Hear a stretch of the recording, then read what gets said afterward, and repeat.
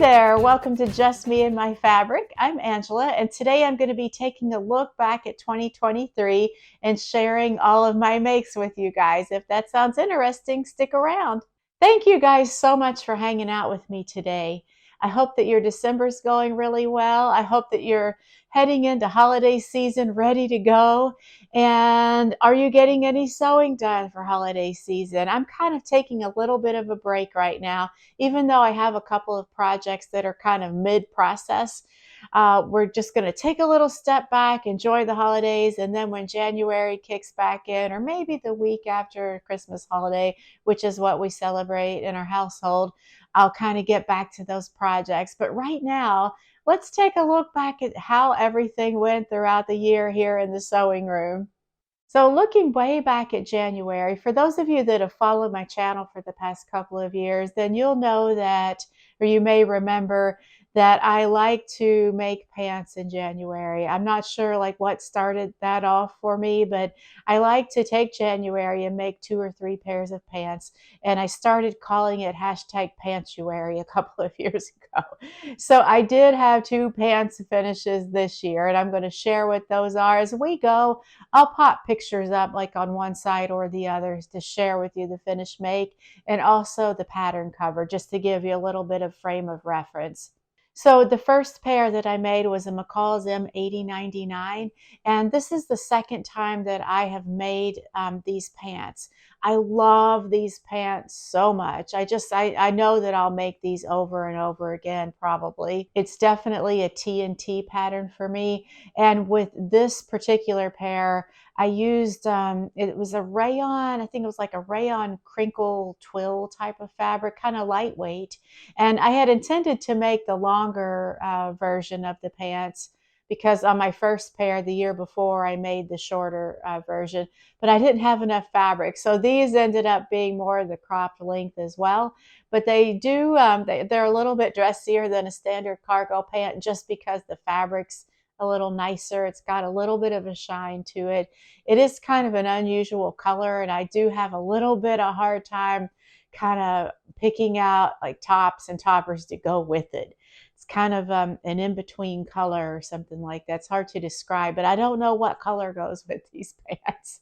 And my second make for Pantsuary was the Love Notions Duet trousers. I fell in love with this pattern in these pants. I wear these pants a lot, and this is going to be another tried and true for me, I'm sure. I'm looking forward to making these again, and I might actually make another pair for next month for Pantsuary 2024. I'm still kind of figuring all that out, so we'll see, but I don't have enough good things to say about this pattern in these pants. I've got some notes here. I used a gabardine that I got from Style Maker, and it was a dream to sew with. I loved it.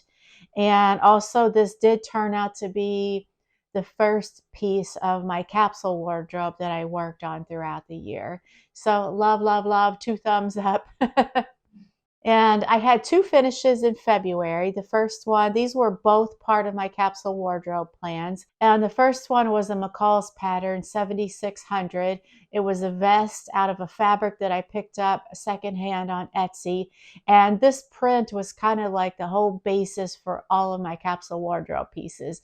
I used it as the starting point and then picked all the colors from it to make the coordinating pieces. I do like this vest quite a bit. This was a really old pattern. I can't remember the exact date. Oh yeah, and by the way, for all of these makes where I did a pattern review or a reveal video, I'll put the playlist in the description below in case you want more details on any of the pieces.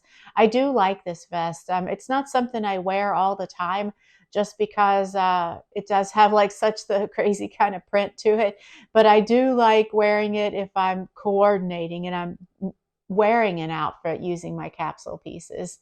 And the second make for February was a Butterick pattern B4133.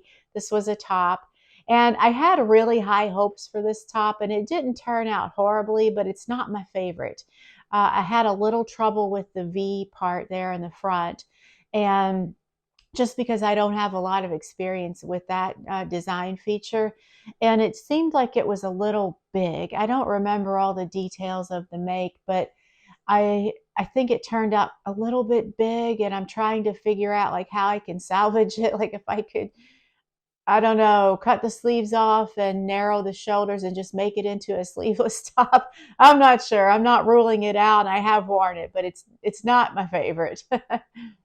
So skip to April. I didn't have any finishes in March, but in April I finished the next capsule piece. It was a skirt, Simplicity 2058, using a poly spandex suede knit that I got from Style Maker. I love this pattern. I love the way the skirt turned out. I really love it. This could become a tried and true skirt pattern for me too.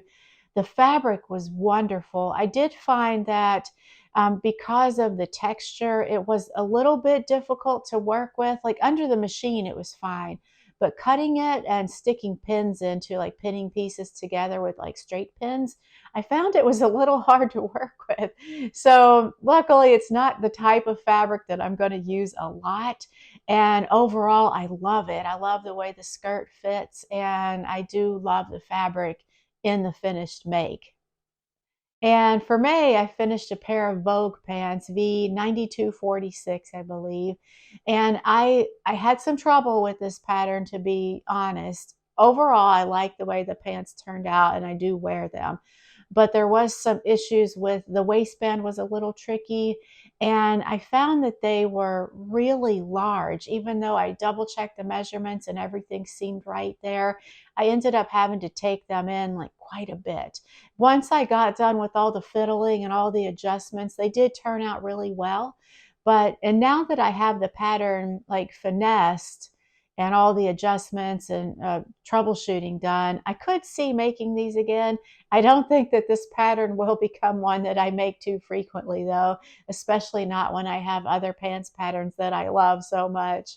And the fabric for this one I got from stylishfabric.com, I'm pretty sure, and it's a dark brown ponte. The fabric was wonderful to work with. I have some of this fabric left over, and my plan is to make like a little jacket topper out of it. So that was piece number 6 overall for the year, and it was the 5th piece in the capsule wardrobe. At this point, I was kind of losing steam on my whole capsule plan, and I decided to veer off a little bit and make some kind of unplanned things just for something fresh.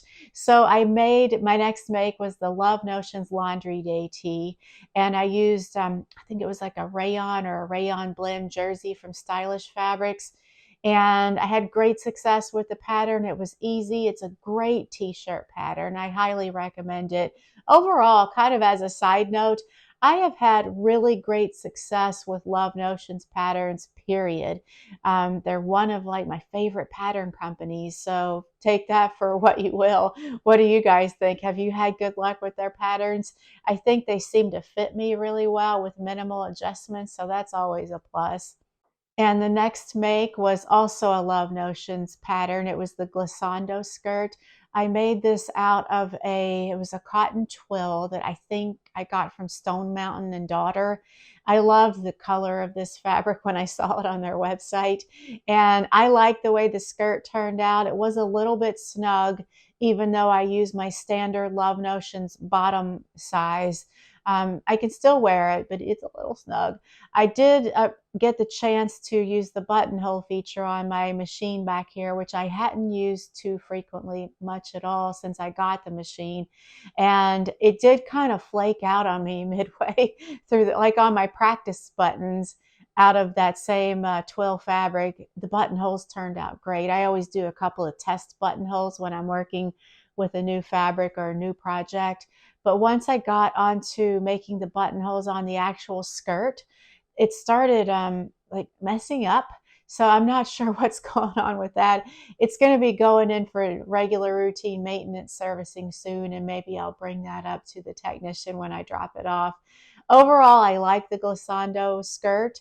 I think now, knowing having made it once, I probably would just add a little bit to the sides just for some extra ease on that. And I'm looking forward to wearing it this spring and summer, and I need to make a cute little top that'll go with it. And now we're into September, and my next make was a McCall's M82, 81, I believe. I made this dress out of a gorgeous cotton poplin that I got from University of Sewing.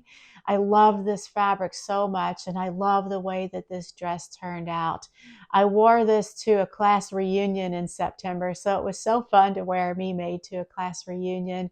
And the dress kind of like the pattern and the colors just kind of screamed fall. So all in all, it worked out really well. I think it's worth noting for this pattern though, it's meant to be kind of roomy and a straight throughout the torso, and then the skirt's a little bit more gathered and billowy. But I did find that in the back, especially, it was really roomy, very voluminous. So I ended up putting in two darts going down the side, each side of my back, just to kind of gather it and take in some of that extra fabric. And doing that, I love the way that it fit much better. So at this point, I thought I better get back into my capsule, considering that it's supposed to be a fall and winter capsule. So my second make for September was piece number 6 of the capsule. It was a new look top, a 6246, I think. And I made it out of a rib knit that I got. Ooh, I'll have to put it up here. I can't remember where this came from. Probably Style Maker Fabrics. But I love this shade of blue, and it goes really well with the other capsule pieces. I like this top pretty well, and it was pretty straightforward to make, nothing tricky. The one thing that I'm not a fan of boat necklines on me personally. I love the way that they look in theory and on like many other people. I don't really like the way that they look on me, and that's kind of on me that I chose this pattern not looking closely enough that it does have somewhat of a boat neck. So I think given that, if I made this pattern again, I would adjust the neckline to be a little more rounded, kind of like what I'm wearing now. It could be a little more boaty than this, but not quite such a wide opening up there. Overall, I do like the top though. It feels nice and it fits fairly well, and I wear it pretty regularly. And moving into November, I finished piece number 7 of the capsule.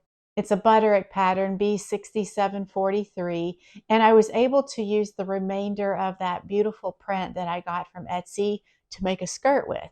And that was the plan all along. When I bought the fabric, I think it was 4 or 5 yards, 4 to 5, somewhere in there. I knew that I would have enough to make 2 pieces, 2 garments with it. So my plan was always to make a vest and a skirt to be a part of the capsule. So I did finally get to the skirt, and I love it. With this pattern, I wanted to make the longer version of the skirt, but I did not actually have enough fabric. So what I ended up with was a length that kind of fell in between the 2 lengths on the pattern. And it's perfect. I'm glad it worked out that way. Like thinking back, I feel like that longer length probably would have been too long, at least for my liking. So I'm glad that it worked out the way that it did. And the next finish, also in November, I kind of took a little bit of a break from the capsule again, and I made a cute little topper. This is a Simplicity pattern, S8887. And I had some issues with this just because of the way that it fit on me. I meant to make the longer length with it has an upper body and then the fuller like kind of flounce at the bottom. I didn't like the way the flounce looked at all, so I ended up unpicking it, and then I was left with a cropped little topper. And it turned out that I loved that. I love that length, and I love the look of it.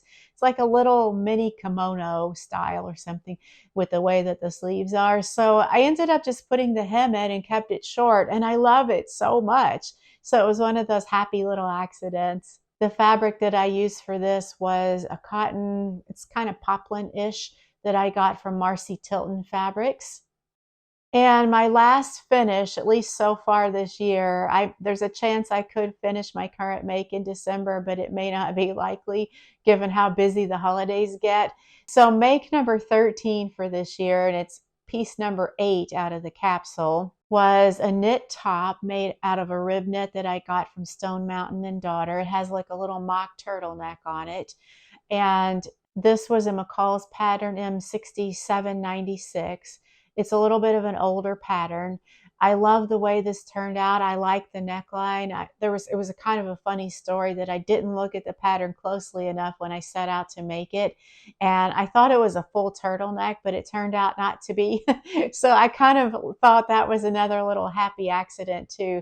I actually like the mock neck better than I probably would of a full turtleneck because it's a little bit like roomier. You don't feel so like crammed in like I can, at least with some turtlenecks. The pattern was very easy to work with, nothing surprising there, kind of a basic long sleeve knit top. So that rounds out all of my makes for this year. And once again, there's a playlist in the description below that talks about any of these makes where I did a pattern review. It'll be in that playlist below.